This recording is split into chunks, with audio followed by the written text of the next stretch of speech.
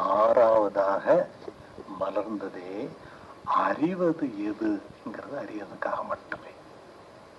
வந்ததின் நோக்கமே எது அறிந்து கொண்டிருக்கிறது, எது ரசித்துக் கொண்டிருக்கிறது, எது ருசித்துக் கொண்டிருக்கிறது, எது பார்த்து கொண்டிருக்கிறது, பார்ப்பவன் யாரென பார்ப்பதற்கு வந்தது, கேட்பவன் யாரென கேட்பதற்கு வந்தது. உபனிஷத்து சொல்லுது அது அது எதை கண்களால் பார்க்க முடியாதோ,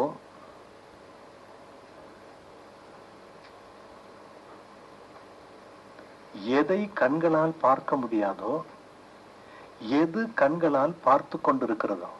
என்ன வார்த்தைகள் பாருங்க. எதை கண்களால் பார்க்க முடியாதோ, எது கண் மூலமாக பார்த்து கொண்டிருக்கிறதோ, எதை காதால் கேட்க முடியாதோ, எது காது மூலமாக கேட்டுக்கொண்டிருக்கிறதோ, எதை நாவால் ருசிக்க முடியாதோ, எது நாவின் மூலமாக ருசித்துக் கொண்டிருக்கிறதோ அதுவே அது, அதனுள்ளே நீ. நாம வந்தது எதுக்காக? பார்ப்பவன் யாரென பார்ப்பதற்காக, கேட்பவன் யாரென கேட்பதற்காக, ருசிப்பவன் யாரென ருசிப்பதற்காக. ஆறாவது அறிவின் நோக்கமே முழுமையை உணர்ந்து, தன்னை உணர்ந்து, தனித்து வாழ்ந்து, பின்னை உலகுக்கும் பிரித்து ஒப்பதற்கு வந்ததுதான் மனித பிறவி. இப்போ சாமிஜியினுடைய கவிதை எடுத்துக்கங்க, கவிதை எடுத்து பாருங்க.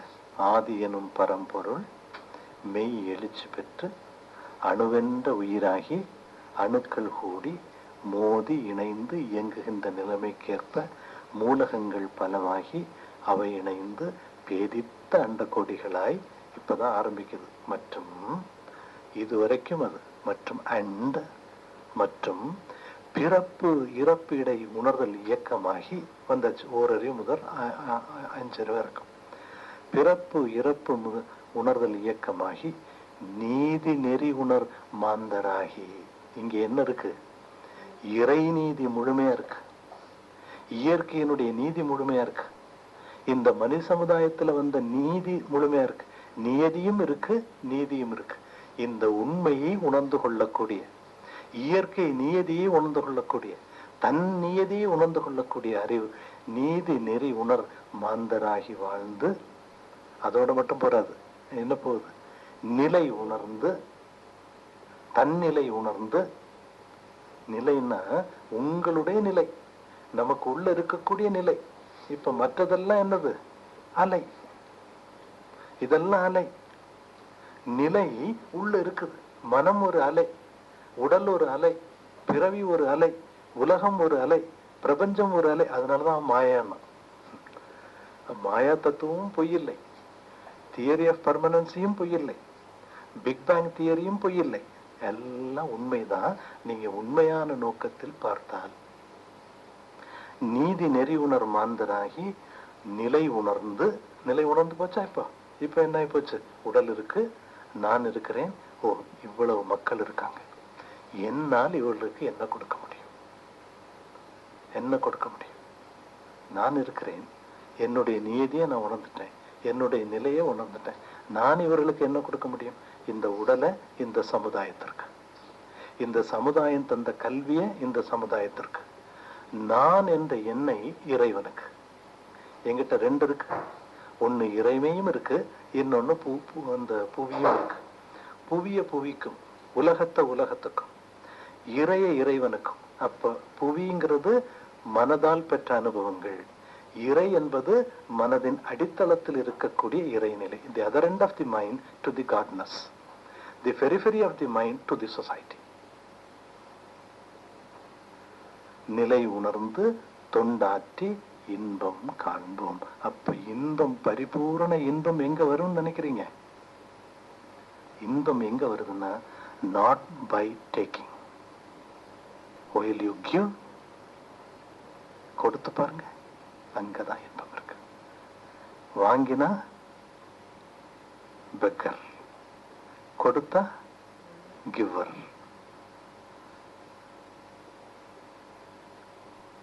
பிரபஞ்சம், இறைவன் தன் மூல நிலையில் பரிணமித்து பல படித்தளங்களாக மலர்ந்து, பல அசேதன பொருளாக மலர்ந்து, பல சேதன பொருளாக மலர்ந்து, மனிதனாகவும் மலர்ந்து, மனிதனின் உள்ள இருக்கக்கூடிய குணமாகவும் மலர்ந்து. ஒரு பெரியவர் சொல்றார், மனிதனின் உள்ளே நாய் உண்டு, நரி உண்டு, பேய் உண்டு, புலன் உண்டு, மனிதனும் உண்டேயாம். அதை மட்டும் சொல்லல, மனிதனும் உண்டேயாம். மெட்ராஸ்ல நான் ஒரு இடத்துல படிச்சேன். ஒரு வராண்டால ஒரு பெரியவர் சேஷாத்ரி சுவாமிகள்னு ஒருத்தர் இருக்காரு. வராண்டால உட்கார்ந்தே இருப்பாரு. ஒரு ஆள் போகுதுன்னு வச்சு, நாய் போகுது, இன்னொரு ஆள் போனா நரி போகுது, பூனை போகுது, கழுத போகுது, யாரு போனாலும் ஒன்னொன்னா சொல்லுவார். அந்த பகுதியில வள்ளலார் போயிருக்காரு சாயங்காலம். ஒரு மனிதன் போறான், ஒரு மனிதன் போறான். அவர் தான் மனிதனா தெரிஞ்சிருக்கவருக்கு. மற்றவருக்கு எல்லாத்துலயும் உள்ள என்ன இருக்கு? நாய் குணம் இருக்கு, நரி குணம் இருக்கு, பேய் குணம் இருக்கு, எல்லா குணமும். அந்த குணங்கள் மனிதனிடம் இருக்கிறது. அந்த மனிதனுடைய வளர்ச்சி சாதாரண மிருக நிலையிலிருந்து மனிதன் வரைக்கும் மனிதன் பல படித்தளமாக இருக்கிறான். நாம இருக்கக்கூடிய ஸ்லாட், நீங்க உட்கார்ந்து இருக்கக்கூடிய படி மனிதனுடைய படித்தளம். மனிதனுடைய படித்தளம் இல்லையானால் நீங்க இப்ப இங்க வந்து குண்டலினிய மேல ஏற்றிருக்க முடியாது. எத்தனை பேர் இருக்காங்க? இப்ப துபாயில எத்தனை பேர் இருக்காங்க? எத்தனை பேர் நம்ம மார்க்கம் வேண்டாம், நம்ம மார்க்கத்தை விட்டுடுங்க. எத்தனை பேர் யோக நிலையில இருக்கிறாங்க? எத்தனை பேர் மனசை திருப்பி பார்க்கறாங்க? ஜீசஸ் சொல்றார், மனம் திரும்புங்கள், டர்ன் யுவர் மைண்ட் இன்சைட். மனம் திரும்புங்கள், பரலோக சாம்ராஜ்யம் சமீபத்திருக்கிறது. எத்தனை பேர் திருப்பி பார்க்கறாங்க? தெருவுக்கு தெரு மாஸ்க் தான் இருக்கு, மண்டி தான் போடுறோம், திரும்பி பார்க்கல இல்லையா? எத்தனை கோயில் இருக்கு நம்ம ஊர்ல? நம்ம ஒரு கிராமம் இருந்து 10 தெரு இருந்தா 10 கோயில் இருக்கும். யாரு திரும்பி பார்த்தா? திரும்பி பார்க்கல. மனிதர்கள் பல படிநிலைகள்ல இருக்கிறோம். நாம இருக்கக்கூடிய படிநிலை அதெல்லாம் தாண்டி அந்த அனுபவம் எல்லாம் முடிச்சுட்டு இப்ப எங்க வந்து நிக்கிறோம்? மனதை ஆளக்கூடிய நிலைக்கு வந்து நிக்கிறோம். நாம நிக்கக்கூடிய நிலை to govern, to rule, to control your mind. மனிதன் மனதை ஆள வேண்டும். மனிதன் மனதை ஆண்டால் மனிதன், மனம் மனதை ஆண்டால், மனம் மனிதனை ஆண்டால் அவன் மிருகம். இப்ப நாம எங்க நிக்கிறோம்? மனதை ஆண்டு கொண்டிருக்கக்கூடிய இடத்துல நிக்கிறோம். இப்ப மனதை ஆண்டா மட்டும் போதாது, மனதை வெல்ல வேண்டும். மனதை கொல்ல வேண்டும். Win the mind and kill the mind. மனதை கொன்றால்தான், மனம் இல்லாமல் சென்றால்தான், if there is no mind, God exists. God will exist at the end of the no mind. அந்த no mind ஸ்டேட்டுக்கு போறதுக்கு தான் யோகம் எல்லாம். நாம இப்ப நிக்கக்கூடிய நிலை பிரபஞ்ச பரிணாமத்தில், பிரபஞ்ச தன்மாற்றத்தில், இறைவனின் தன்மாற்றத்தில். இறைவனே தன்னை தரிசிப்பதற்கு நீங்கள் இப்பொழுது ஒரு இடத்தை அமைத்து கொடுத்து கொண்டிருக்கிறீர்கள். The peak of the evolution. இப்ப சொல்லுங்க, எது? உங்க மனம் தானே. பரிணாமத்தின் உச்ச கட்டம் நம்ம மனம். நாட் ஈவன் ஹியூமன் பீயிங், மனிதனுடைய மனம். மனம்தான் சிற்சபை. பழைய காலத்தை சொல்லுவாங்களே இல்லையா, for the dance of Nataraj. சிற்சபை பொற்சபையில் நின்று திருநடனம் மாறினான். அந்த பொற்சபையும் சிற்சபையும் வேற ஒண்ணும் இல்லை, நம்ம மனம்தான். நாம தான். நான் எங்கிட்ட கேட்டா, we are more than God. என்னங்க இறைவனுக்கு ஒண்ணும் தெரியாது, சுத்த வெளி, அது டம்மி. அங்க இருக்கிறது வரைக்கும் எல்லாம் இருக்கு அதுக்குள்ள, ஆனா இருக்கிறது தெரியாது. யானைக்கு தன் பலம் தெரியுமா? தெரியாது. அதுக்கு அது தெரிஞ்சுக்கிறதே இங்கதான். தன்னை தான் தெரிந்து கொள்வதற்காகத்தான் இவ்வளவு தூரமும். ஏன் கஷ்டப்பட்டீங்க? அது தெரியணும். கஷ்டப்பட்டது நாம இல்லை, அவன் தான் கஷ்டப்படுறான். சந்தோஷப்பட்டது நாம இல்லை, அவன் தான் சந்தோஷப்படுறான். இங்கே உணர்றது அவனே உணர்கிறான். It's a platform. We are creating a platform. Actually, this is a discovery. Cover பண்ணிருக்கு. You are disconnecting that cover. You are removing that cover. இந்த மனம் பிரபஞ்ச பரிணாமத்தின் உச்சகட்டம். இறைவனை தரிசிக்கக்கூடிய அறிவு, அறிவாய், அறிவில், அறிந்து, அறிவில் அடங்கும் பெருநிலை. என்ன வேல்யூ ஆஃப் தி வேல்யூ மாதிரி தான் இருக்குது. அறிவே அறியணும். எதை அறிய முடியும்? இங்க வரைக்கும் எல்லாம் பார்த்தாச்சு, இங்க இருக்கிற வரைக்கும் எல்லாம் கேட்டாச்சு. அறிபவன் யார்? அறிவு தானே. அதானே கான்சியஸ் ஆரம்பத்துல இருந்து. இந்த அறிவை அறியணும்னா எது அறிய முடியும்? மனம் அறியாது, அறிவு தான் அறியும். எப்படி அறிய முடியும்? அறிவை ஒண்ணுதானே இருக்குங்க. அப்ப அறிவா தான் அறிய முடியும். அறிவை அறிவால், அறிவாய் அறிவதே அறியும் திறன். அந்த அறியும் திறன் தான் செல்ஃப் ரியலைசேஷன். நம்மை நாம் அறிவதற்காக வந்ததுதான் இந்த ஆறாவது அறிவு. ஆறாவது அறிவின் முழுமையின் அருகாமையில் நாம நிக்கிறோம். எங்க வந்துருச்சுப்போ? இப்படியே வந்து இப்படி வந்து இப்ப இங்க வந்து நிக்கிறது. இத சிம்பாலிக்கலாம் வாலாபி சொல்லுவாங்க. வால் ஆபி. அது பாம்பு படம் போட்டு பாம்போட வாலை வாயில வச்சுடுவாங்க. இப்ப எங்க போச்சு?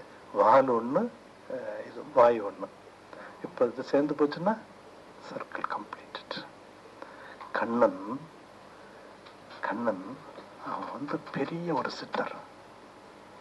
அவருடைய இது வந்து இந்த பெருவரில் இங்க வாயில வச்சிருக்காங்க. Their completes, the birth completes, the cycle completes, the travel completes. இப்ப பாருங்க, அங்கிருந்து வந்தது பல ஃப்ரீக்வன்சி வந்து உங்க மனம் வந்த உடனே மனதுக்கு ஒரு அலை இருக்கா இல்லையா? உள்ள போயிட்டீங்கன்னா என்ன அலை இருக்கு? 0, 0. இந்த 0 வந்துருச்சுன்னா ராஜ்யம் பூஜ்ஜியத்துக்குள்ள. அதுக்காக வந்ததுதான் ஆறாவது அறிவு. வாழ்க வளமுடன், வாழ்க வளமுடன், வாழ்க வளமுடன். இப்போ ஒரு 10 நிமிஷம் பிரேக் எடுத்துட்டு ஒரு 12க்கு ஆரம்பிச்சுட்டு 1 மணிக்கு 1:15 முடிச்சிடலாம். ஏன்னா சும்மா காலை நீட்டி உட்காந்துக்கணும், தப்பு இல்லை.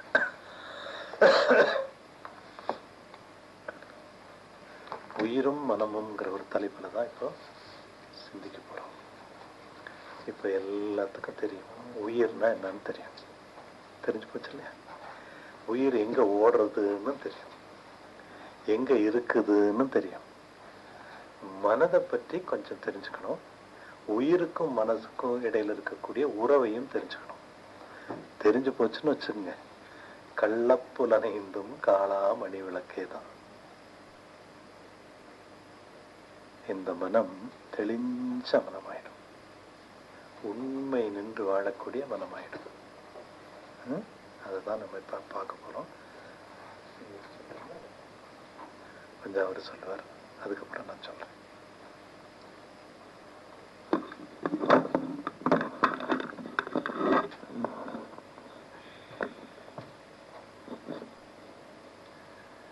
வாழ்க வையகம், வாழ்க வையகம், வாழ்க வளமுடன். குரு வாழ்க, குருவே துணை, குருவடி போற்றி.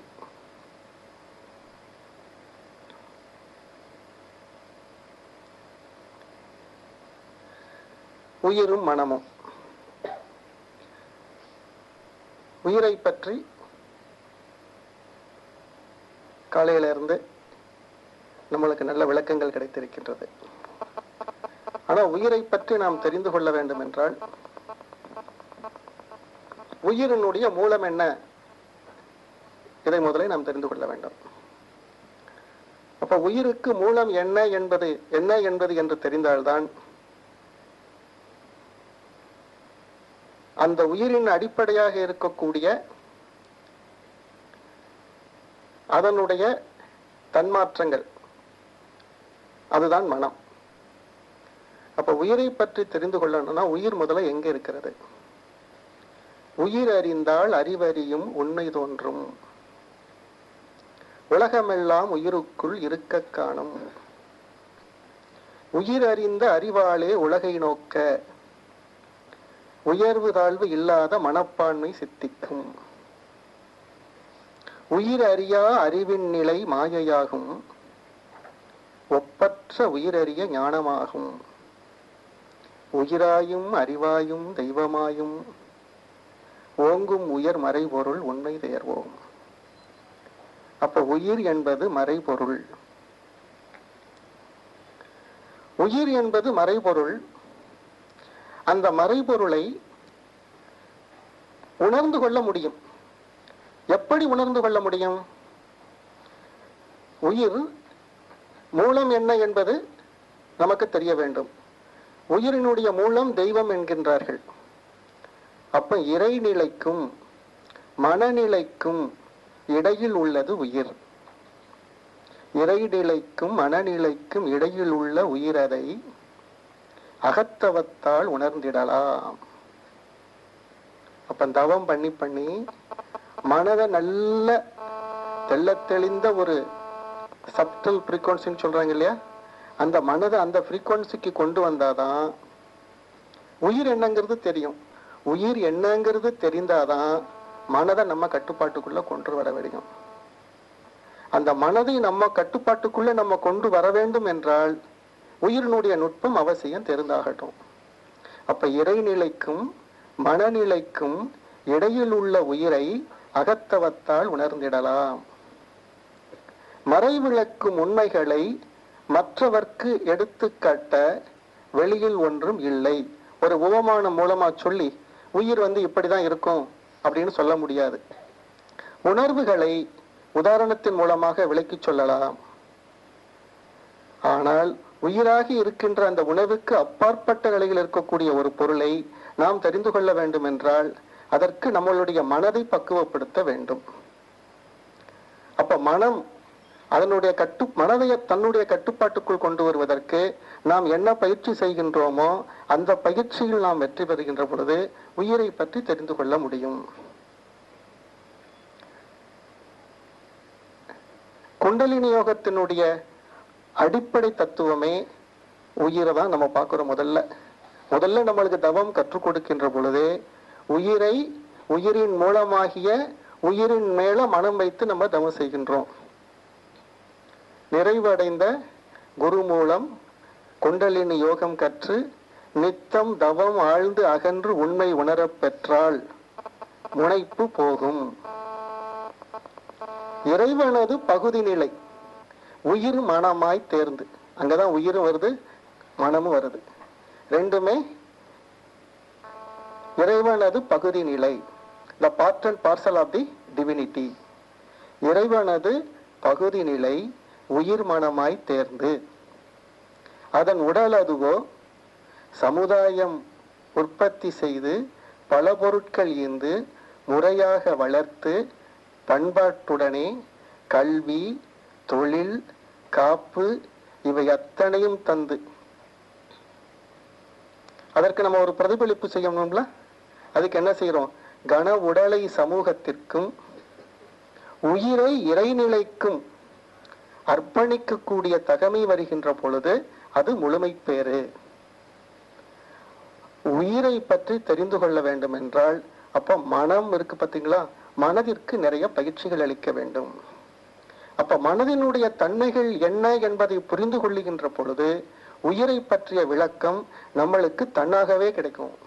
யாருமே சொல்லிக் கொடுத்து உயிரை பற்றி புரிந்து கொள்ள முடியாது. மனம் பதைவதைக்கின்ற பொழுது உயிரினுடைய ஆற்றல் நமக்கு தெரிவதில்லை. ஏன்னா உயிரே மனமாக இருக்கின்றது. அந்த மனதினுடைய அடித்தளம் உயிர். எந்த ஒரு பொருளுக்கும் மூலம் என்ன என்பதை கண்டுபிடிக்கின்ற பொழுது அதன் மூலத்தை நாம் நோக்கி தெரிந்து கொள்கின்ற பொழுது அதனுடைய மூலம் என்ன என்பதை தெரிந்து கொண்டு பொழுகிறது. மூலம் என்பது ஒன்றுமே இல்லை, அது ஒரு பூஜ்ஜியம். அப்போ பூஜ்ஜியத்தினுடைய ஒரு முனை நம்மளுடைய உடல்ல உயிர் ஒரு பகுதியாக இருக்கின்றது. அந்த உயிரினுடைய ஒரு முனை நம்மிடத்தில் இருக்கின்றது. அதனுடைய மறுமுனை என்பதை நாம் தெரிந்து கொள்கின்ற பொழுது, அந்த ரெண்டு டெர்மினலும் ஒன்றாக சேருகின்ற பொழுது, அந்த பூஜ்ஜியத்துக்குள் வருகின்ற பொழுது மனம் வந்து விடுகிறது. இந்த other end of the mind is அல்மைட்டின்னு காலையில சொன்னாங்க பாத்தீங்களா? மனதினுடைய அடுத்த முனை இருக்கு பாத்தீங்களா? அதை பற்றி தெரிந்து கொள்கின்ற பொழுது அந்த உயிர் மனதிற்குள் வந்து விடுகின்றது. பூஜ்ஜியத்துக்குள் இருந்து கொண்டு ராஜ்யத்தை தெரிந்து கொள்ள வேண்டும். அப்ப உயிர் என்ற என்ன என்பதை தெரிந்து கொள்வதற்கு நாம் முதல்ல எதற்கு பயிற்சி கொடுக்கணும்? மனம் பயிற்சி கொடுக்கணும். அப்ப மனம் எப்படி இருக்கிறது? மனம் சலனமுற்ற நிலையில் இருக்கின்ற பொழுது, உணர்ச்சி வயப்பட்ட நிலையில் இருக்கின்ற பொழுது மனதினுடைய மாண்பு என்ன என்பது நமக்கு தெரிவதில்லை. மனம் அதை உயர்த்திட மட்டிலா இன்பம், மனம் அதை தாழ்த்திட நம்மளுக்கு துன்பம் தான் வரும். அப்போ உயர்வு தாழ்வு என்பது மனதினுடைய நிலை. அதாவது மனம் என்ன நினைக்கின்றதோ அதனுடைய தன்மைக்கு தகுந்த மாதிரி தான் நம்மளுடைய உணர்வுகள் இருக்கின்றது. அப்ப மனம் என்ன என்பதை தெரிந்து கொள்கின்ற பொழுது, மனதினுடைய ஆற்றல் என்ன என்பதை தெரிந்து கொள்கின்ற பொழுது, மனதை பக்குவப்படுத்தக்கூடிய தன்மையை நாம் புரிந்து கொள்கின்ற பொழுது, மனம் என்ன என்பதை தெரிந்து கொள்கின்ற பொழுது, அந்த மனம் மனம் பிளஸ் இதம், மனிதனுக்குள் இதமாக இருக்கின்ற பொழுது உயிரினுடைய தன்மையை நாம் தெரிந்து கொள்ள முடியும். அப்ப மனம் என்ன செய்து கொண்டிருக்கின்றது? மனம் எப்பொழுதுமே அது சுற்றி கொண்டே இருக்கின்றது. அது அலைபாய்ந்து கொண்டே இருக்கின்றது.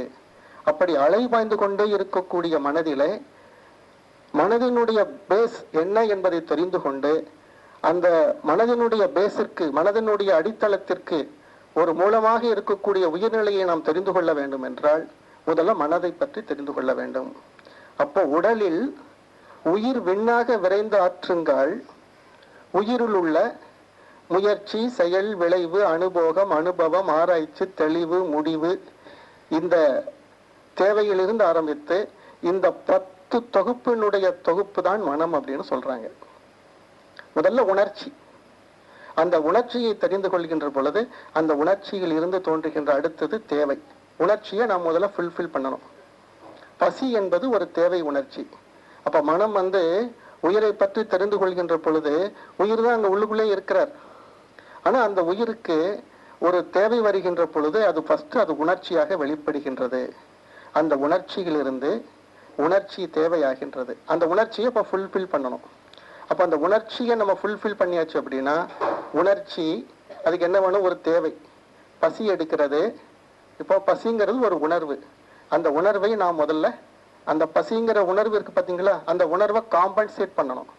அப்படி காம்பன்சேட் பண்ணணும்னா ஃபர்ஸ்ட் அதுக்கு என்ன தேவை? சாப்பாடு வேணும். அப்போ உணர்ச்சி தேவை. முதல்ல ஒரு நீடு தேவை என்பது உணவு. ஆனா அந்த தேவையை எப்படி பூர்த்தி செய்கிறது? அதுக்கு நம்ம ஒரு முயற்சி எடுக்கணும். ஸோ உணர்ச்சி அது தேவையில் தேவை, ஒரு need, there is a need. இப்போ அது தேவைப்படுகிறது. அந்த தேவையை பூர்த்தி செய்வதற்கு என்ன வேண்டும்? உணவு வேண்டும். அந்த உணவை நம்மளே இப்படி உட்கார்ந்துருந்தா கிடைக்குமா? கிடைக்காது. அப்ப நான் முயற்சி செய்யணும்.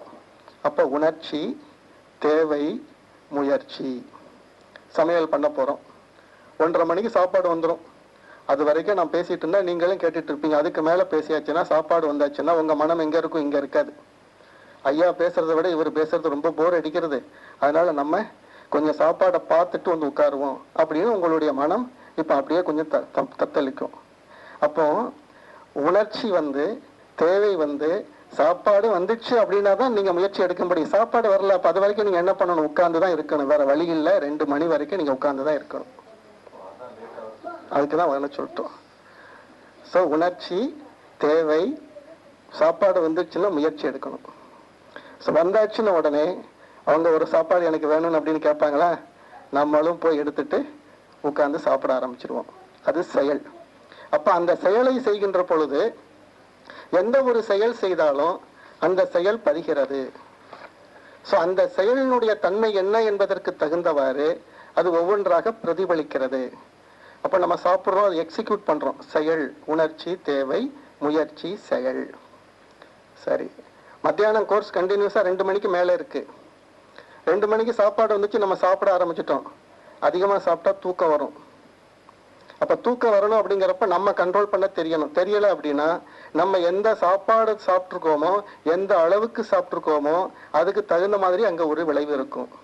ஸோ உணர்ச்சி, தேவை, முயற்சி, செயல், நீங்க என்ன செயல் செய்தீர்களோ அந்த செயலுக்கு தகுந்த எஃபெக்ட், விளைவு. அந்த விளைவு எப்படி இருக்கின்றது? அது அனுபோகம். You are enjoying. அந்த அனுபோகம் என்பது அந்த சாப்பாடு பசி எந்த அளவுக்கு இருக்கோ அந்த அளவுக்கு அந்த கதை கதை கதை கதைன்னு சாப்பாடு உள்ள போயிடுச்சுன்னு வைங்க. அப்போ உங்களுக்கு பிடிச்ச சாப்பாடு இருக்கு, என்ன என்ன ஐட்டம் இருக்கோ அதுல உங்களுக்கு எது எது படிச்சிருக்கோ அந்த டேஸ்டோட நீங்க ஒன்றி போயிருந்தீங்க. உங்க மனம் வந்து அந்த டேஸ்டோட ஒன்றி போயிருது. அதுக்கு பேரு அனுபோகம். போகம் என்பது அதோட ஒன்றி நிற்கிறது. ஸோ அனுபவிச்சு அனுபவிச்சு என்ஜாய் பண்ணி அதை சாப்பிட்டுட்டீங்க. சுகர் இருக்கு, இனிப்பு அதிகமாக சாப்பிட்டுவீங்க. அப்போ என்ன ஆகும்? அதனுடைய எஃபெக்ட் அதை காமிக்கும். ஸோ அது அனுபவம். ஸோ அனுபோகம், அனுபவம். கடைசியில் ஒரு முடிவுக்கு வருவீங்க, ஆராய்ச்சி. நேற்றுக்கு இந்த சாப்பாடு சாப்பிட்டோம், மறுநாள் இந்த எஃபெக்ட் ஆச்சு, இன்னைக்கு இந்த சாப்பாடு சாப்பிட்டா இந்த மாதிரி ஒரு ப்ராப்ளம் வரும். சப்போஸ் உங்களுக்கு என்னென்ன ஐட்டம் அலர்ஜியோ அதை சாப்பிட மாட்டீங்க. அதை எப்படி நீங்க தெரிஞ்சு வச்சிருக்கீங்க? அது அனுபவம். அனுபவத்துக்கு அப்புறம் ஆராய்ச்சி. Then you are coming to a conclusion, தெளிவு, கடைசியா முடிவு. இந்த 10 தொகுப்பினுடைய இந்த 10 இதனுடைய தொகுப்பு தான் நான் வந்து மனம் அப்படின்னு சொல்றோம். அப்ப மனம் என்பது இந்த 10 செயல்களுடைய தொகுப்பு தான் மனம். இப்ப இதுல இருந்து என்ன தெரிகிறது? நம்ம உணர்ச்சி ஏற்படுகின்ற பொழுது எந்த அளவிற்கு தேவையோ, எந்த அளவிற்கு நம்மளுடைய ஒரு செயலினுடைய பின்விளைவு இன்பம் தருமா துன்பம் தருமா என்பது எல்லாம் நீங்களாகவே பார்த்து ஒரு முடிவெடுத்து நமக்குள்ள தேவையை நாம் பூர்த்தி செய்கின்ற பொழுது மனம் உங்களுடைய பக்குவத்துக்கு வரும். நம்மளுடைய பக்குவத்துக்கு அந்த மனதை நம்ம கொண்டு வரணும். இப்ப மனம் அப்படின்னு எடுத்துக்கிட்டோம் அப்படின்னா அந்த மனதுல வந்து நம்ம ஏற்கனவே இதுவரை என்ன பண்ணியிருக்கோமோ அதனுடைய பதிவு, த பெர்செப்ஷன். அது எத்தனை வயதுல இருந்து இன்ன வரைக்கும் என்னென்ன செஞ்சிருக்கோமோ, what we are here now is what we have done before. நம்ம இதுவரையில என்ன செயல்கள் செஞ்சிருக்கோமோ அந்த செய்த செயல்களுடைய விளைவாக நாம் இப்பொழுது இருக்கின்றோம். இப்போ இதுல என்ன சொல்றாங்க, 3 வயது வரையில பதிவுகள் கிடையாது. ஸோ அந்த பெர்செப்ஷன்ங்கிறது என்னென்ன செஞ்சிருக்கோமோ கம்ப்யூட்டர் சிப்ஸ் மாதிரி அதில் அப்படியே பதிஞ்சிருக்கு.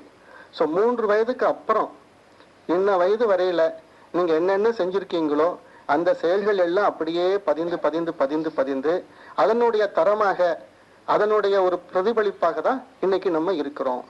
அப்போ மனம், அந்த மனதை வந்து நம்ம என்ன பெர்செப்ஷன் பண்ணி, என்ன அனுபவம் பண்ணி, என்ன செயல்கள் செய்து, அந்த செயல்களின் மூலமாக நாம் வந்து நம்மளுக்கு ஒரு பர்சனாலிட்டி ஏற்படுத்தி வைத்திருக்கின்றோம். அந்த பர்சனாலிட்டி தான் நம்மளுடைய இன்னைக்கு உள்ள தரம். இதை நம்ம மாற்ற முடியும்.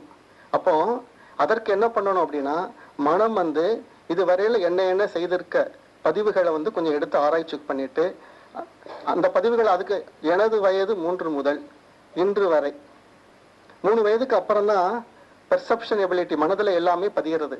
அந்த 3 வயதுக்கு முன்னாடி வரைக்கும் நீங்க குழந்தைகளா இருக்கிற வரையில என்னென்ன செய்தீங்க உங்களுக்கு தெரிஞ்சிருக்காது. ஆனா அதுக்கு அந்த 3 வயதுக்கு அப்புறம் தான் பதிய ஆரம்பிக்கிறது மனதுல. அப்ப எனது வயது 3 முதல் இன்று வரை மெல்ல உணர்ந்த பரிசத்தால், சுவைத்த சுவை, நுகர்ந்த சுவை, இவையெல்லாம் என்ன விதமாக உங்களுடைய மனதில, அறிவுல, உடல்ல, செல்கள்ல எப்படியெல்லாம் பதிந்திருக்கோ அதற்கு தகுந்த மாதிரி உங்களுடைய பிராரப்த கர்மமாக உங்களுடைய உடல் இருக்கிறதுக்கு அந்த தன்னை என்ன என்பதை புரிந்து கொண்டுட்டு, அந்த மனதினுடைய நுட்பத்தை தெரிந்து கொள்ளிட்டு அந்த மனதிற்கு ஒரு பயிற்சியை கொடுக்கணும். இப்போ மனதில் ஏற்கனவே செஞ்ச பதிவுகள் செய்து அந்த பதிவுகளால உங்களுக்கு வந்து இப்பொழுது ஒரு பர்சனாலிட்டி உண்டே இருக்கும். அப்ப அந்த பர்சனாலிட்டியை நீங்க போக்கணும் அப்படின்னா அந்த பதிவுகளில் இருக்கக்கூடிய அந்த வினைப்பதிவில் இருக்கக்கூடிய தூய்மைகளை மாத்திரம் வச்சுட்டு தேவையில்லாத பதிவுகளை வேற எடுத்து அதை வெளியில விடணும். அப்ப மனதிற்கு அதுக்கு ஒரு பயிற்சி வேணும். அது எப்படி அப்படின்னு கேட்டீங்கன்னா, இப்ப வந்து மனம் என்பது என்ன அப்படின்னு கேட்டீங்கன்னா, நம்ம வந்து ஒரு நிலம் இருக்கு. அந்த நிலத்துல ஏதோ ஒரு பயிரை வந்து நம்ம விளைய போடுறோம். அப்ப அந்த நிலம் வந்து அந்த விதைக்கு தகுந்த மாதிரி அந்த செடிகள் எல்லாம் முளைத்து வருகின்ற பொழுது அதை சுற்றி ஒரு களைகள் இருக்கிறது. இப்போ விதை வந்து மூலம், அதுதான் உயிர், அதுலதான் இருக்கிறது. ஆனா அந்த விதைக்கு நல்ல உயிரை வந்து நம்ம நல்லா சேமிச்சு வைக்கணும் அப்படின்னா, அந்த விதையை அந்த நல்ல ஈல்டு வேணும் அப்படின்னா அதுல என்ன இருக்கிறோம், அதுல சுத்தி இருக்கக்கூடிய களைகளை எல்லாம் எடுத்து வெளியேற்றுறோம். அப்புறம் அதுக்கு உரம் வைக்கிறோம், அப்புறம் அதுக்கு தண்ணி ஊத்துறோம். ஸோ அந்த விதையை வந்து நம்ம கல்டிவேட் பண்ணி நல்ல ஈல்டு கொண்டு வர்றதுக்கு என்னென்ன பயிற்சிகள் கொண்டு வர்றோமோ அதே மாதிரி நம்மளுடைய மனதில் இருக்கக்கூடிய பதிவுகளை எல்லாம் போக்குறதுக்கு நம்மளுக்கு ஒரு பயிற்சி வேணும். மனதிற்கு மனதையே காவல் வச்சு என்ன செயல்கள் நீங்க செஞ்சு அதன் மூலமாக உங்களுக்கு கெட்ட பதிவுகள் எல்லாம் நீங்க சேர்த்து வச்சிருக்கீங்களோ அந்த பதிவுகளை எல்லாத்தையும் எடுக்கணும். அதற்கு வந்து மனதிற்கு விளைநிலம் மனம். மனம்தான் விளைநிலம். அதுல என்ன போடுறீங்களோ, நீங்க என்னென்ன போட்டிருக்கீங்களோ அந்த விதைகள், அது உங்களுடைய பதிவுகள். அந்த பதிவுகள் நல்ல பதிவுகளா கெட்ட பதிவுகளா அப்படிங்கிறத பார்த்துக்கிட்டு, அந்த பதிவுகள் நல்ல பதிவுகளாக இருந்தால் அந்த விதையை அதை அப்படியே போட்டு நல்லா தான் இருக்கும். பட் தேவையற்ற பதிவுகள் அதுல இருக்கும் பார்த்தீங்களா, அப்ப அதுல களை எடுக்கிற மாதிரி. எப்படி வந்து ஒரு பேடி ஒரு கல்டிவேட் பண்றப்போ ஒரு நல்ல ஈல்டு கிடைக்கணும் அப்படின்னா அதற்கு உரம் வைக்கிறோமோ, அதற்கு தண்ணி ஊத்துறோமோ, அதனுடைய ஆற்றல் வந்து நல்ல செழிப்பாகி அந்த விதையிலிருந்து கிடைக்கக்கூடிய ஈல்டு வந்து திருப்பி நல்லா கிடைச்சு அந்த விதை திருப்பி திருப்பி எத்தனை ஜெனரேஷன் உண்டு பண்ணாலும் அதனுடைய விதையினுடைய தன்மையும் விதையினுடைய தரமும் நன்றாக இருக்கிறதோ அதே மாதிரி நம்மளுடைய மனம் என்கின்ற அந்த ஒரு விதை இருக்கு பாத்தீங்களா, அந்த ஜெனட்டிக்ஸ்ல இருக்கக்கூடிய அந்த உயிரில் இருக்கக்கூடிய பதிவுகளை தூய்மை செய்யக்கூடிய பயிற்சி இருக்கு பாத்தீங்களா, அதுதான் மன வளக்கலை. அதாவது மனதை வளப்படுத்துகின்ற பொழுது அதற்கு வந்து நம்மளுக்கே ஒரு இன்ட்ரெஸ்ட் வரும். அந்த மனதை வளப்படுத்துகின்ற பொழுதுதான் உயிரை வந்து நம்ம என்னன்னு தெரிந்து கொள்ள முடியும். ஆனா உயிரில பதிவுகள் இருக்கா அப்படின்னு கிடையாதுன்னா கிடையவே கிடையாது. உயிர் வந்து தூய்மையானது, ஆன்மா வந்து புனிதமானது. ஆனா மனதில் நீங்க செய்த பதிவுகள் மூலமாக நீங்க என்னென்ன தேக்கி வச்சிருக்கீங்களோ அதன் காரணமாக உயிரிலும் மாற்றம் ஏற்படுகின்றது. நம்மளுடைய உருவம் கண்ணாடியில பாக்குறப்ப எப்போதும் ஒரே மாதிரி தெரியும். எப்போ கண்ணாடி பிளேனா இருந்தா. ஆனா கண்ணாடி கொஞ்சம் கான்கேவோ கான்வெக்ஸ் ஆகவோ இல்ல கண்ணாடியில கொஞ்சம் வளைவு இருந்தா என்ன தெரிகிறது, நம்ம எப்படி இருக்கிறோமோ அந்த கண்ணாடியினுடைய வளைவுகளுக்கு தகுந்த மாதிரி நம்மளுடைய முகம் விகாரமாகவோ அல்லது அதற்கு தகுந்த மாதிரி ஒரு மாற்றம் ஏற்படுகின்றது பாத்தீங்களா. அதே மாதிரி இதுல என்ன பதிவுகள் நீங்க சேமிச்சு வச்சிருக்கீங்களோ அதே மாதிரி உயிரினுடைய தன்மை மாறுவது போல தோன்றுகிறதே ஒழிய உயிர் வந்து புனிதமானது. அந்த ஆன்மா வந்து கடைசி வரைக்கும் தூய்மையாக நம்ம தூய்மைப்படுத்துவதற்கு ஏற்றது. உயிரில எந்த விதமான களங்கமும் கிடையவே கிடையாது. செய்த செயல்கள் தான் பதிவாக அந்த உயிரில போய் அந்த மனதுல போய் பதிஞ்சு அது உயிரில ஒரு மாற்றத்தை ஏற்படுத்துவது போல தெரிகிறது. அப்ப மனதை நல்லா பக்குவப்படுத்துகின்ற பொழுது, மனதை நல்ல உங்களுடைய கட்டுப்பாட்டுக்குள்ள கொண்டு வருகிற பொழுது, மனதினுடைய அந்த இப்ப என்ன பண்றோம் அப்படின்னா மனதை கண்ட்ரோல் பண்ணணும். மனதை கண்ட்ரோல் பண்றதுங்கிறதுக்கு ஒரு பயிற்சி வேணும். அந்த பயிற்சி என்ன அப்படின்னு கேட்டீங்கன்னா மனதுக்கு மூலம் என்ன அப்படின்னு நம்ம கண்டுபிடிக்கிறோம். அந்த மனதிற்கு மூலம் வந்து உயிர். அப்ப மனதை பற்றி இன்னும் தெரிந்து கொள்ளணும் அப்படின்னா அந்த மனம் வந்து அதுக்கு அடித்தளம் வந்து உயிர் அப்படின்னு தெரிஞ்சு போச்சு. ஆனா மனம் மூலமாகத்தான் அந்த உயிரை வந்து நம்ம கண்ட்ரோல் பண்ண முடியும். அப்ப மனதுக்கு ரெண்டு பதிவுகள், மனதுக்கு வந்து 3 இருக்கிறது. ஒண்ணு என்ன அப்படின்னு கேட்டீங்கன்னா மனதுக்கு வந்து நல்லா ஒடுங்கி அந்த மனம் அந்த உயிரோடு இணைக்கவும் முடியும். அதே நேரத்துல மனத்தை எக்ஸ்பேண்ட் ஆகி காலையில சொன்னாங்க பாத்தீங்கன்னா நம்மளுக்கு மூலம் என்ன, அந்த இன்ஃபைனைட் இருக்கக்கூடிய இறைநிலையோட விரிக்கவும் முடியும். சோ விரிந்த நிலையிலும் ஒடுங்கிய நிலையிலும் விழிப்பு நிலையிலும், அதான் அவேர்னஸ் அப்படின்னு சொல்றோம். இதெல்லாம் எதற்கு கொடுக்க முடியும், மனதிற்கு மட்டும்தான் இந்த பயிற்சியை கொடுக்க முடியும். உயிருக்கு எந்த விதமான பயிற்சியும் கொடுக்க முடியாது. ஏன்னா உயிர் நம்மளுக்கு என்னன்னே தெரியாது. ஆனா உயிரின் மூலமாக நாம் செய்த செயல்களின் பதிவுகளின் மூலமாக மனதுல வந்து நிறைய மாற்றங்கள் ஏற்பட்டு கொண்டே இருக்கின்றது. அப்ப மனதை முதல்ல விழிப்பு நிலைக்கு கொண்டு வரணும். விரிந்த நிலையில நல்ல expansion of mind, awareness of mind. அதுக்கப்புறம் மனதை வந்து நுண்ணிய நிலைக்கு கொண்டு வருது, சப்டில் ஃப்ரீக்வன்சி. ஸோ இந்த 3 நிலைக்கு நம்ம மனதை கொண்டு வந்து பழகியாச்சு அப்படின்னா மனம் என்ன, என் மனதினுடைய தன்மை என்னன்னு நம்மளுக்கு தெரியும். அப்ப நம்ம ஒரு முனையில இருக்கிறோம், இன்னொரு முனைக்கு போறோம். இன்னொரு முனைக்கு போறப்ப என்ன ஆகும், அந்த வேவ்ஸ், மனம் வந்து ஒரு அலை. அந்த அலையில இருந்து என்னென்ன தோன்றுமோ அதனுடைய தோற்றங்கள் எல்லாம் அது ஏற்கனவே இருக்கும். என்ன அலைக்கு போறதோ அந்த அலைக்கு தகுந்த மாதிரி. அப்ப மனதினுடைய அலைகள் அதனுடைய சுருக்கமாக இருக்கக்கூடிய அந்த மனிதனுடைய வேவ்ஸ் இருக்கு பாத்தீங்களா, அந்த வேவ்ஸ் எப்படியெல்லாம் போகிறதோ அதுக்கு தகுந்த மாதிரி நம்ம மனமும் போய்கிட்டே இருக்கும். அப்ப மனம் வந்து அந்த அலைகள் நீளத்தெல்லாம் சுருக்கி மனதை வந்து உங்களுடைய கட்டுப்பாட்டுக்குள்ள கொண்டு வரணும்னா விழிப்பு நிலை அப்படிங்கிற நிலைக்கு வரணும். அந்த விழிப்பு நிலை அப்படிங்கிற பயிற்சி என்ன, அதுக்கு நம்ம அகத்தாய்வுல கொடுக்குறோம். அவேர்னஸ் ஆஃப் மைண்ட் அப்படின்னு சொல்றோம். இப்ப அவேர்னஸ்ங்கிறது என்ன, நம்மளுக்கு நம்மளாகவே ஒரு பயிற்சி ஏற்படுத்தி கொண்டு நம்ம எந்த நிலையில இருக்கின்றோம், அதற்கு இன்னும் நம்ம முன்னேறுவதற்கு நம்மளுடைய என்ன முயற்சிகள் எடுக்க வேணும் அப்படின்னு நம்ம ஒரு ஒரு ஒரு ஒரு ஒரு பிளானிங், ஒரு திட்டமிட்டு அந்த திட்டத்துக்குள்ள உங்களுடைய எண்ணங்கள், உங்களுடைய செயல்பாடுகள், உங்களுடைய கோப்பு நீங்க வச்சிருப்பீங்க, ஸ்கோப், அது எல்லாத்தையும் வச்சுக்கிட்டு நீங்க ஸ்லான் பண்றப்போ மனம் உங்க கட்டுப்பாட்டுக்குள்ள வரும். அப்ப மனதை கட்டுப்பாட்டுக்குள்ள கொண்டு வருதான் மனதிற்கு அடித்தளமாக இருக்கக்கூடியது உயிர் என்பதும், அந்த உயிர் தான் மனதிற்கு மூலம் என்பதும், அந்த உயிர் தான் இறைநிலை என்பதும், அந்த இறைநிலையை நாம் உணர்ந்து கொள்வதற்காகத்தான் இந்த மனித பிறவி எடுத்திருக்கின்றோம் என்ற தன்மையை புரிந்து கொள்வதும் இந்த மனதை நாம் பக்குவப்படுத்த தான் வரும்.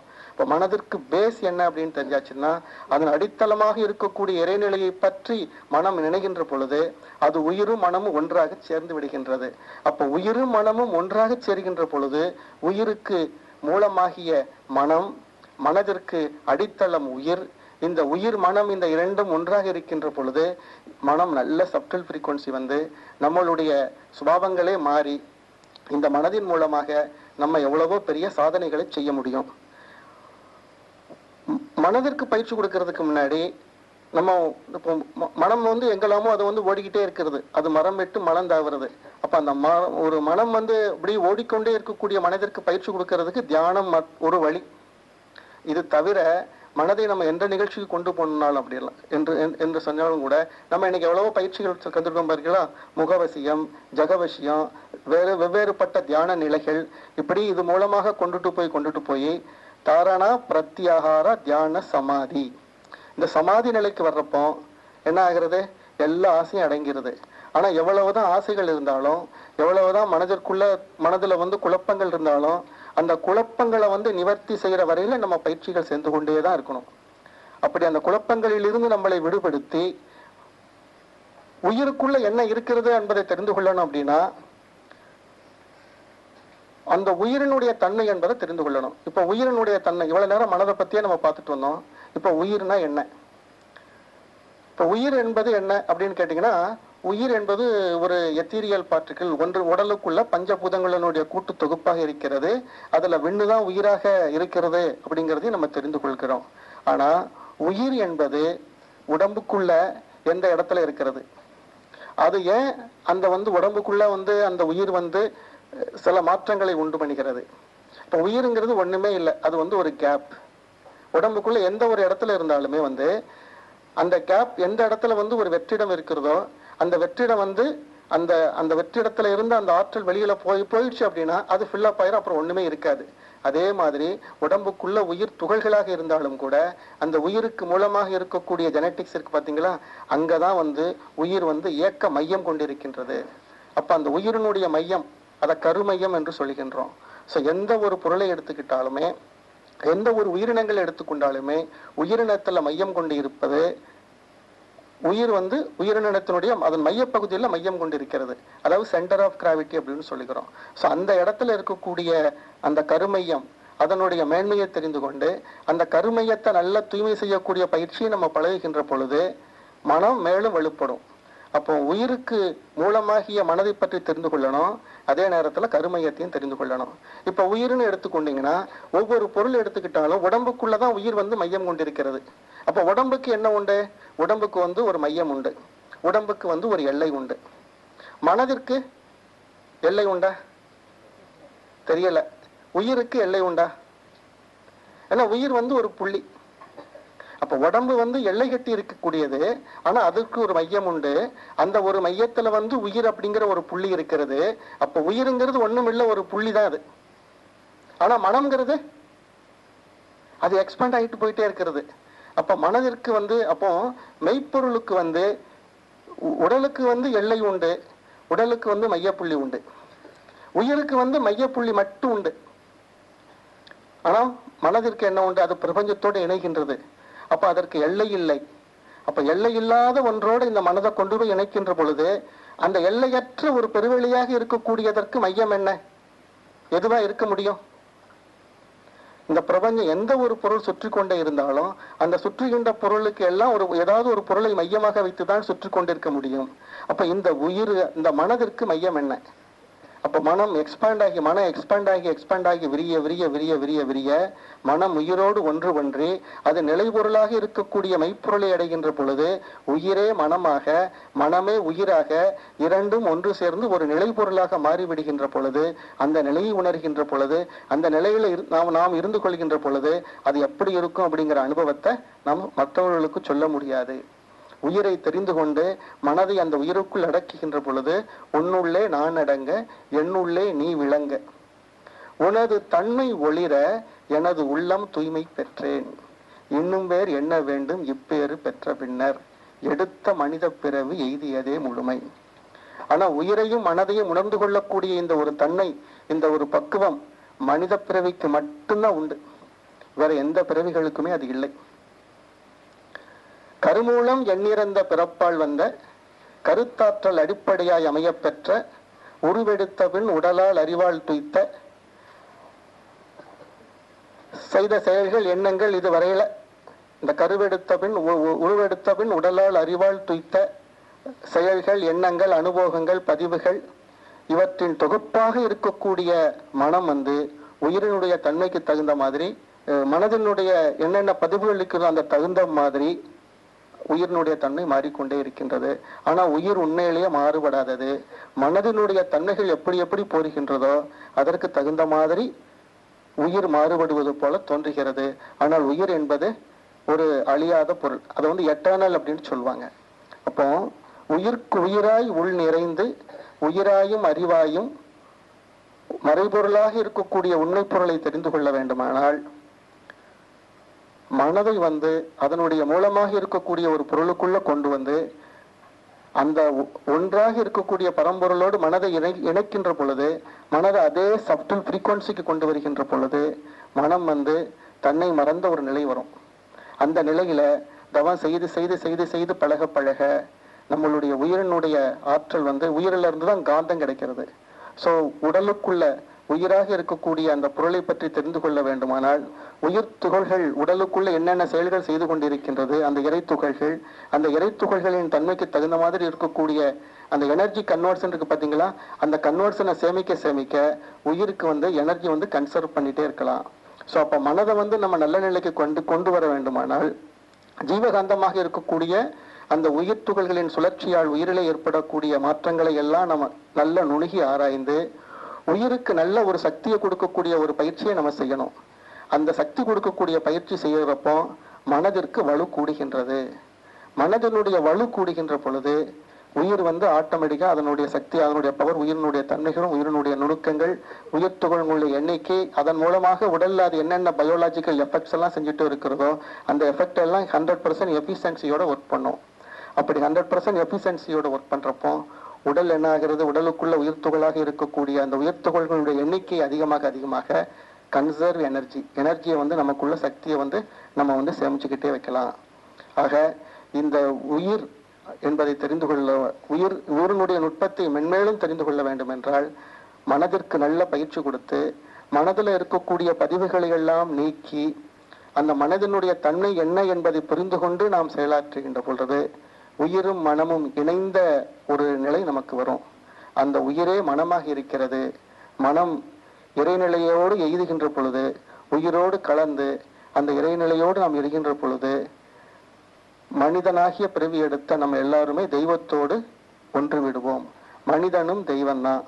ஸோ ஆக மனிதனுடைய தோற்றத்திற்கு மூலம் என்பதை கண்டுபிடிக்கின்ற பொழுது பூரண பொருள் அதுவே புதுமை அடைந்து ஆரணமான அணுவாய் விரிந்து அணுவின் இயக்கம் கூட்டு பக்குவம் அசைவாய் இசைவாய் அண்டகோடிகளாய் ஓரறிவினம் முதல் ஐயறிவினம் வரை ஊனாய் உயிராய் உருவ பேதங்களாய் தானாய் விரிந்த தத்துவமாகிய சுவை முதல் 5ஐயும் சுகிக்கவும் அறியவும் கரும ஞான கருவிகள் பெற்று அறிந்தும் வாழ்ந்தும் அரூப நிலையாம் ஆதி நிலையை அறிந்து முடிவுற எழுந்த வேகத்தால் எடுத்த வடிவம் மனிதன். இதுதான் பரிணாம வளர்ச்சியில மனிதனுடைய தோற்றம். ஸோ அந்த மனம் என்ன என்பதை தெரிந்து கொண்டு பூரணமாக இருக்கக்கூடிய இறைநிலையோடு உயிருக்கு நல்ல பயிற்சியை கொடுத்து அந்த உயிரின் மூலமாக இருக்கக்கூடிய இறைநிலையோடு நமது ஆற்றலை நாம் சேர்ந்து ஒன்றிணைக்கின்ற பொழுது உயிரும் மனமும் ஒன்றாகி விடுகின்றது.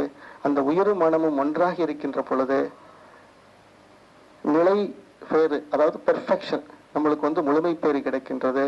அத்தகைய முழுமை பேரை கிடைப்பதற்காக உள்ளக்கூடிய இந்த இனிய மனவளக்கலை பயிற்சியினை நீங்கள் நல்ல பயிற்சி செய்து வாழ்வில் வெற்றியும் மேன்மையும் அடைவீர்களாக என்று கூறி எனது உரையை முடிவு செய்கிறேன். வாழ்க வையகம். மேலும் விளக்கங்களை ஐயா அவர்கள் தருவார்கள் என்று அன்போடு வேண்டி கேட்டுக்கொள்கிறேன். எல்லாம் சொல்லி முடிச்சாச்சு.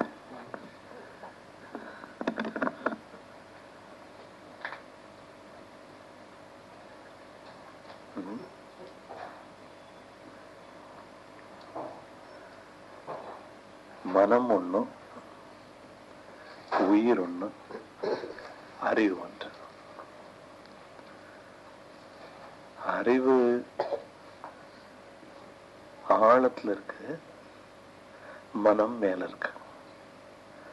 கடல்ல தண்ணிய பாக்குறீங்க, தண்ணி தான் கடலுக்கு கீழேயும் இருக்கு, தண்ணி தான் கடலுக்கு மேலேயும் இருக்கு. மேல இருக்கக்கூடிய தண்ணி எப்படி இருக்கு? ஆலையா இருக்கு, ஆடிட்டு இருக்கு. கீழே இருக்கிற தண்ணி அசையாத இருக்கு. அசையாத இருக்கிறது நிலை அல்லது அறிவு அல்லது இறைப்பொருள். மேல டான்ஸ் ஆடிட்டு இருக்கிறது யாரு? அதான் நாம டான்ஸ் ஆடிட்டு இருக்கிறோம். மனம்ங்கிறது வேற ஒண்ணும் இல்லை. இதுவரைக்கும் நாம என்னென்ன செய்தோமோ, மனம் இதுவரைக்கும் நாம என்னென்ன செய்தோமோ அதனுடைய வெளிப்பாடுதான் மனம். நீங்க செய்யாதது எதுவும் இந்த மனதில் இல்லை. Whatever past is we, is me, is I, is you, is all. இது செய்தது எல்லாம் உள்ள இருந்துட்டு அது வெளிப்பட்டு இருக்கு. இன்னொரு வார்த்தையில சொல்ல போனா மனம் உயிரின் படர். Share and click on bell symbol for further videos. Thank you.